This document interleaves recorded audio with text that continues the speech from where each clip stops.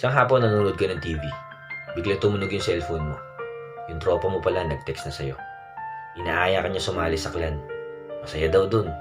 Marami kayong makikilala. Magkakaroon kayo ng mga kaibigan. Sabi niya sa'yo, magbigay ka lang daw ng codename. Tapos isasali ka na niya. Dahil wala ka namang ginagawa masyado at wala ka namang ka-text, pumayag ka. Maya-maya nag-text na sa'yo yung founder ng clan. Wini-welcome ka na. Makalipas ang ilang minuto, nakatanggap ka na ng mga group message. Wini-welcome ka na ng mga ibang member. Medyo natawa ka pa nga kasi jejemon yung mga text nila. Sa umpisa, hinahayaan mo lang yung mga group message nila. Hanggang sa hindi mo namamalaya na nai-enjoy mo na rin. Naging sobrang active ka na. Halos mapuyat ka pa nga kakasend lang ng mga group message. Tapos meron ka rin mga pini-PM.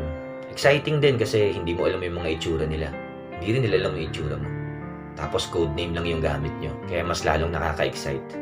Dumating na nga yung panahon na pinakaantay ng lahat. Nag-set na